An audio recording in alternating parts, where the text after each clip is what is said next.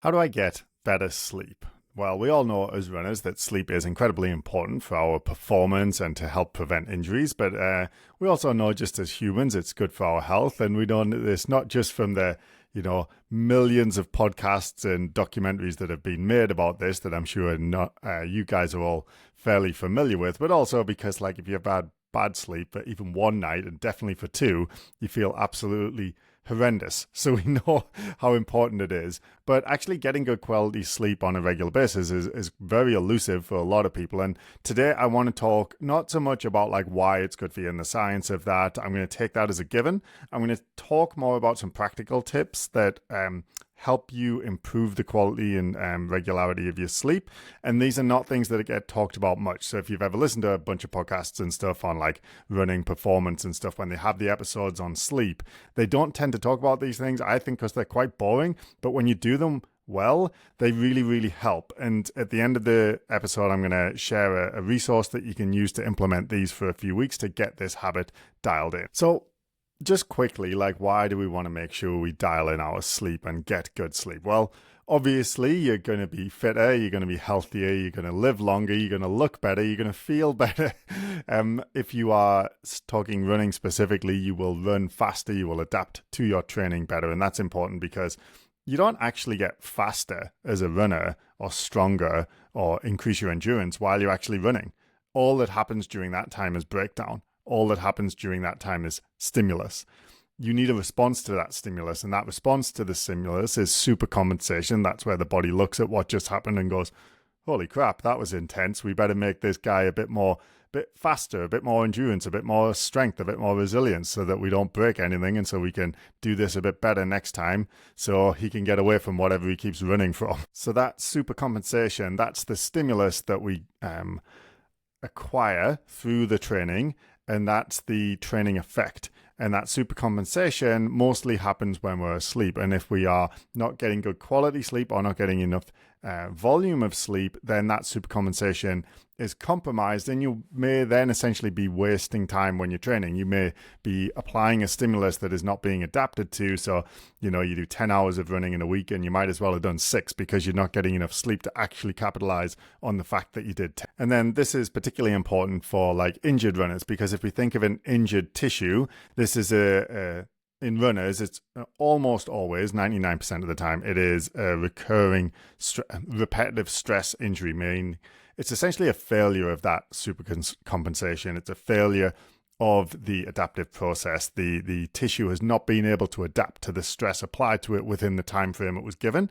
And it may be that insufficient sleep or lacking quality in sleep is the reason that it wasn't actually able to adapt to the training stimulus. It may not actually be the training stimulus, the volume of running or the intensity of running or whatever it was. It may not be that's the problem. It might be the other side of the equation, the recovery, the sleep, the adaptation. That might be the problem. And if you are recovering from an injury, what you want to do is give your body every opportunity to adapt to the stimuli that you apply, which is both the running and the strength training and any other interventions that you're going to apply to ask the body to adapt, to become more strong, more resilient, less sensitive, less painful. You need to give it the opportunity to make those adaptations. And for that, you need to sleep. So that's all well and good. That's why sleep's important, among many other reasons that, we could go into, but we're not going to today. But how do we improve sleep? If your sleep is good, how do you make it better? If it's not very good, how do you make it better? Today, the things I'm going to share in the sleep optimizer tool that I'll put in the link in the description, it's not super good for people who do shift work. And I realize that a lot of you are kind of rolling your eyes now and thinking, it's another podcast telling me my sleep needs to be better, but then, I work shifts and what am I supposed to do? Or if you have an infant child, right?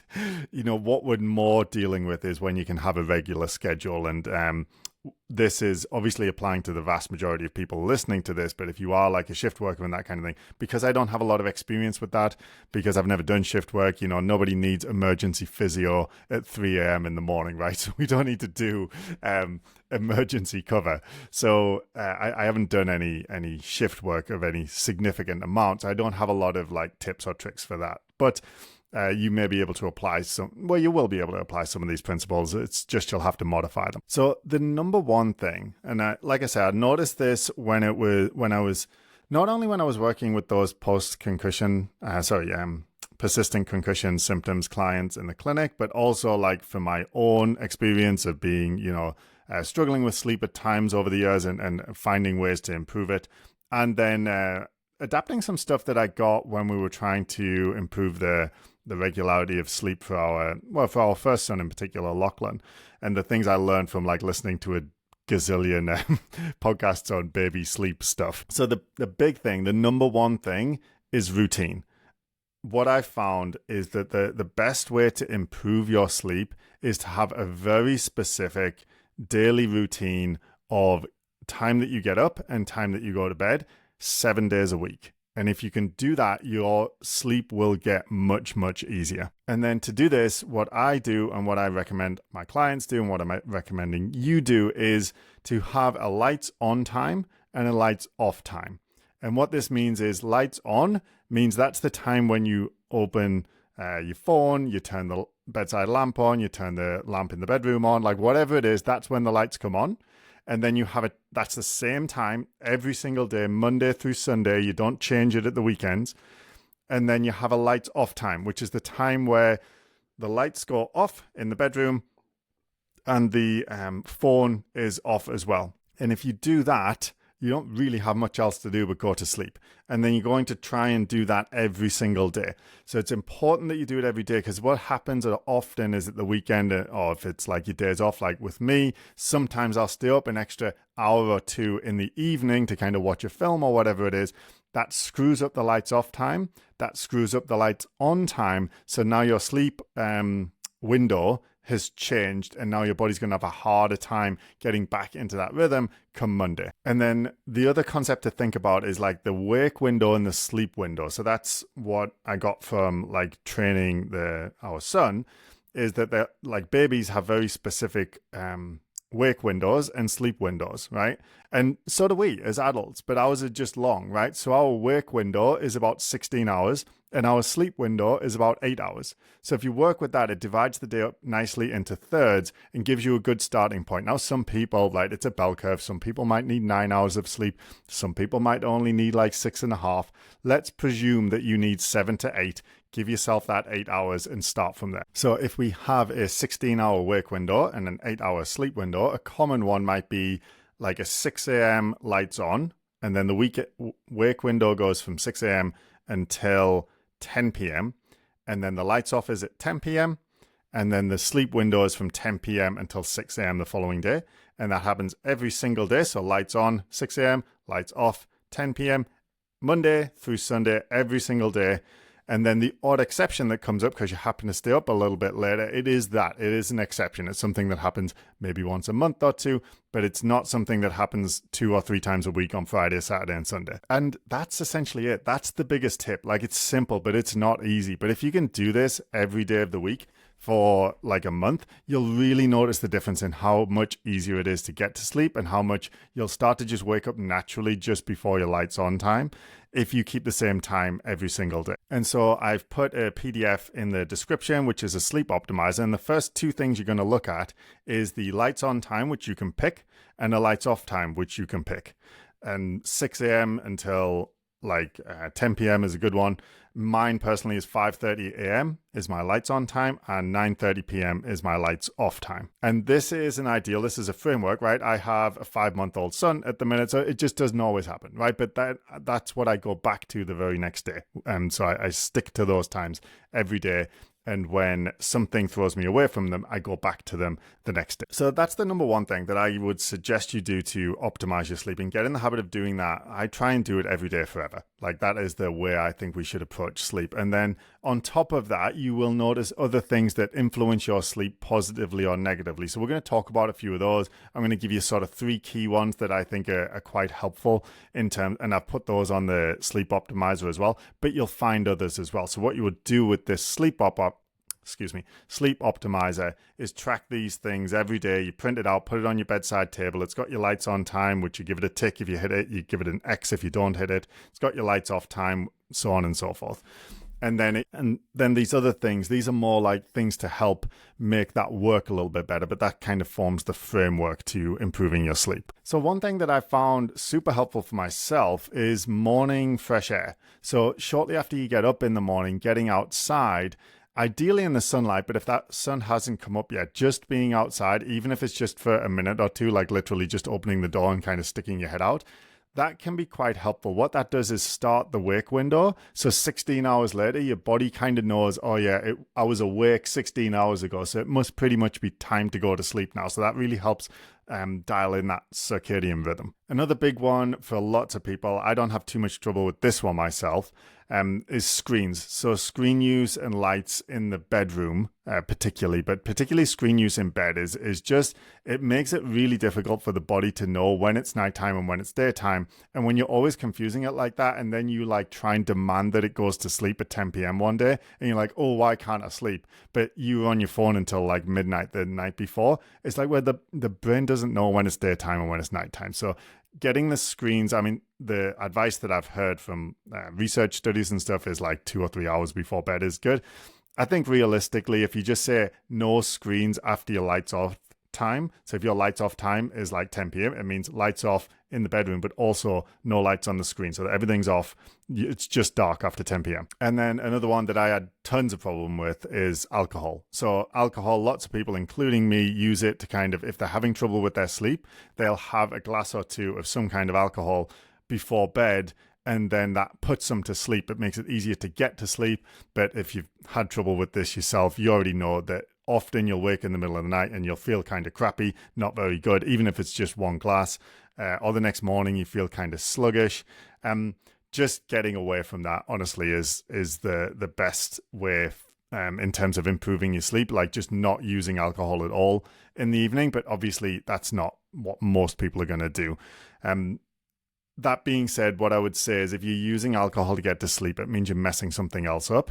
And it's a good thing to try and get out of that habit. And what you don't want to do is make alcohol part of your routine where like your body's kind of relying on that for you to get to sleep. So if that's the situation, I would suggest at least for the 4 weeks you're going to do this sleep optimizer for, no alcohol for that time. Let your body get back into its rhythm and then reintroduce it in a less routine way, so that it's not part of your sleep routine. And then a really common one, this one isn't on the sleep optimizer because it's kind of obvious, is a dark room and somewhat cold room. Like that apparently is a better way to get yourself to sleep, to have it be a little bit colder. So I brought the sleep optimizer up on screen here. So if you're listening to this, it'll make more sense if you click and watch the video, which will be in the description. But you can also get the link to the PDF, which is this 4-week sleep optimizer. So we've got essentially 5 columns where we've got our lights on, and we're going to input our lights on time. So lights on might be 6 a.m., lights off might be 10 p.m. And then it says out for morning air, ? No screens in bed, ? No alcohol, ? And what we're going to do is each day of the week, we're going to put a cross or a tick for if we did that thing. So on Monday, if I got up if my lights came on before 6 a.m., I'm going to give it a tick. If my lights were off before 10 p.m., I'm going to give it a tick. If I got out for morning air the morning before, I'm going to give it a tick. Did I have screens on in bed the night before? I'm going to give it a tick or a cross if I did have screens on in bed. And did I have no alcohol? I would give it a tick. If I had no alcohol, I'd give it a cross if I had had a drink the night before. Then the following day, you're going to do it again. So you just print this out, leave it on your bedside table, and then you just tick it or cross it each day in each of the columns to indicate whether you did do that thing or you didn't do that thing. And then if you do that every day for 4 weeks, what you should find is your body will slip into a very natural lights on, lights off time. So you'll find that you're going to sleep shortly after you turn your lights off. You're waking up shortly after or just before the lights on window. The nice thing about this is that you can measure how successful you're being by how often your alarm clock wakes you up. So let's say your lights on time was 6 a.m. and your alarm clock is set for 6 a.m. and your alarm clock is waking you up like 3 or 4 nights a week. It means you're not getting to sleep early enough. So you need to make your lights off time earlier. You need to make your sleep time longer. Because if we have had enough sleep, we should naturally just wake up and we shouldn't need the alarm to do it. So that's the goal. And we want to, the measure of success that I use is, am I waking up before my alarm more days of the week than I'm not? So if my alarm's waking me up like 3 or 4 days a week, I would say that I'm not getting enough sleep and I need to get to bed a bit earlier. I need to be more strict with my lights off time, or I need to extend that sleep window. Maybe I need to make it a little longer. The other thing that's nice about using this sleep optimizer is you'll find how much sleep you need. So after 3 or 4 weeks, you should notice, okay, I'm zeroing in, like I seem to need about 7.5, 7 hours sleep, 8 hours sleep, maybe more, like whatever it is, you'll start to notice.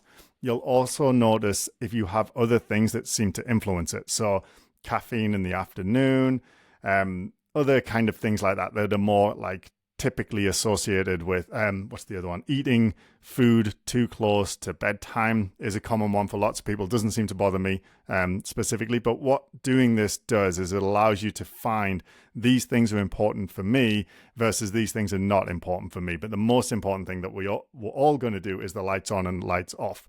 And then I've put other columns on that tracker for out for morning air, no screens in bed, and no alcohol to try and help dial it in during that 4 weeks as well.